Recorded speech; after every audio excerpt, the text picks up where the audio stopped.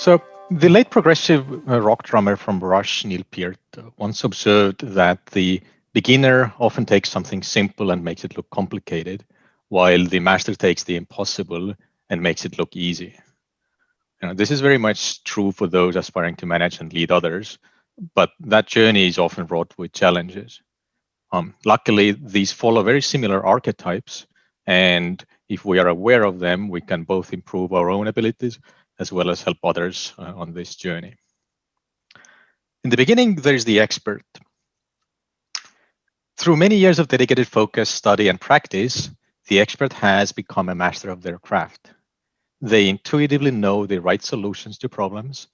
They do not require deep analysis nor planning, and the correct path is always obvious to them. They know which rules can be bent and which can be broken.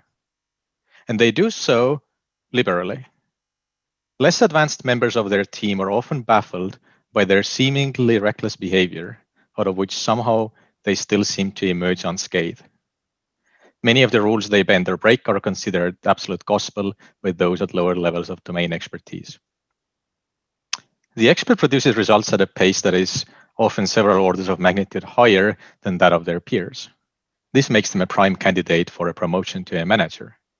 The thinking goes, as a manager, they would improve the output of many others around them, creating even more results for the organization. The trouble is around the corner, though, because the organization is still dependent on the expert's significant contributions, incentivizing the expert to continue to produce individual work, even in their new management role. The expert also believes that they alone are capable of solving the toughest of problems and revel in personally overcoming challenges and receiving praise. They explain that by doing the work themselves, they are demonstrating to their team how it is done without seeing how this is demoralizing. But the team feels that they don't even have to try to solve the problems or engage. If things go wrong, the expert will swoop in and save the day once again. The expert, from their side, views their team as incompetent and lazy. The expert is now replacing their team every 3 to 6 months, looking for the smart people that seem to be nowhere to be found. Pressures keep mounting on ever-increasing results that the expert is not able to produce even by burning midnight oil. So they are forced to eventually turn their focus towards their team. They do so, however, with a view of their team being fundamentally incompetent, and thus they become the dictator.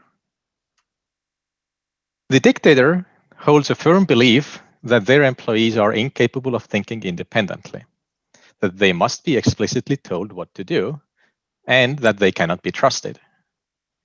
The dictator thus implements strict standard operating procedures and playbooks, and starts actively tracking activities such as emails sent, phone calls made, hours worked, or tickets closed.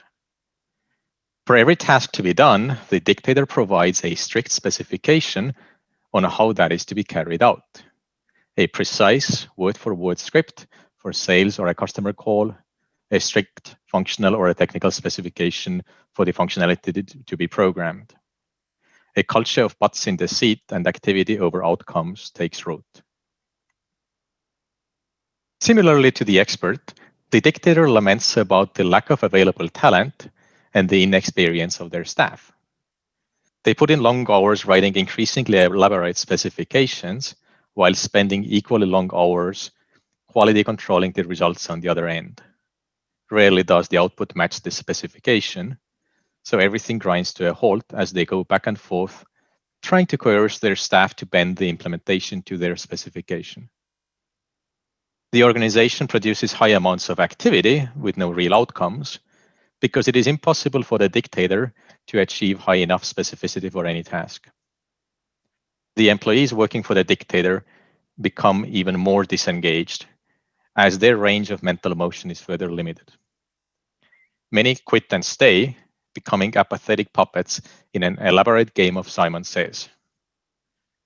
No action is taken unless the dictator says so, as any independent thinking is swiftly shut down and countered by another specification. New ideas may only come from the dictator. In meetings, the dictator goes on to long monologues about how everyone should be doing things and how they're failing at doing things as specified. The dictator is now in an extremely precarious situation. With their organization in shambles, management breathing down their neck for results, and them running into limits of control over their organization, they're like a mosquito trying to bite the iron bull. Only after the other failure of attempting to control the organization will the dictator come to recognize that a different paradigm is required and thus begin on the path of becoming a leader. The leader recognizes that any ability to control the thoughts, behaviors, or actions of others is ultimately impossible. When a computer is given an instruction, it does what it was told, not what you wanted. Programmers usually learn this painful lesson during the first 5 minutes of their career. With people, though, it's even worse.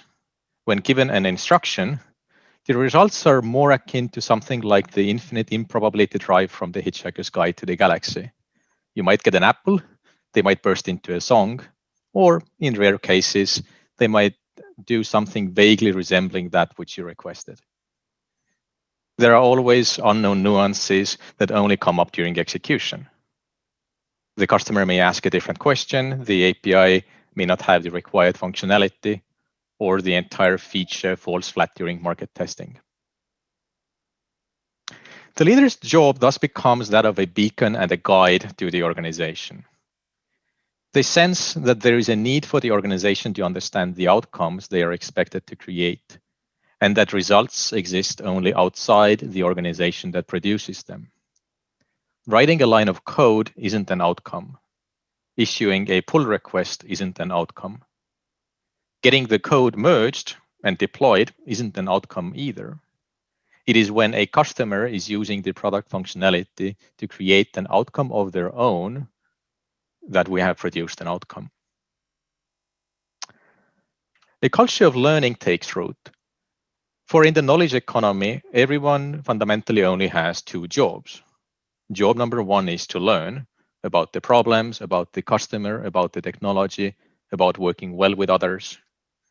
And job number two is to teach, to share what was learned, to create a change outside of the learner. Learning isn't complete until it has been passed on to another who is able to achieve an outcome themselves using the knowledge. The leader does not believe in the impossible. They believe that the only limiting factor to the future we can create for ourselves is our power to imagine it. The leader believes that they alone can hold a vision big and bold enough for the organization to pursue. And they work incessantly to develop and share that vision. They describe a future state with conviction and clarity as if it was already a reality.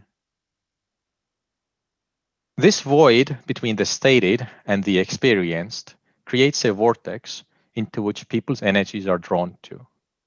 The bigger and bolder the vision, the stronger the pull to make it a reality. The mind doesn't like a discrepancy between what it envisions and what it experiences. Thus, a future state, an affirmation statement, a vision that is repeated over and over again gives the mind no other choice but to bend, to believe, and then to make that future a reality. Great leaders are able to exploit this for good or evil. The leader also believes in the infinite inner potential in people. In daily interactions, the leader seeks to speak to the best, highest versions of people, his vision for the people. And people react by acting out their highest potential versions of themselves. When an employee fails to live up to the leader's sense of their potential, the leader reflects deeply about their inability to unlock their potential. Thus, the leader transforms once again and becomes the servant. The servant realizes that they are again the limiting factor in the organization. They realize that they need to get away from being in front of the organization and instead get behind it. The servant now works for their mislabeled subordinates. Their job is now to help the organization succeed. The servant asks questions, powerful questions, for they know that an idea emerging from within a person is far more sticky and powerful than one being told to them. It becomes almost like a game.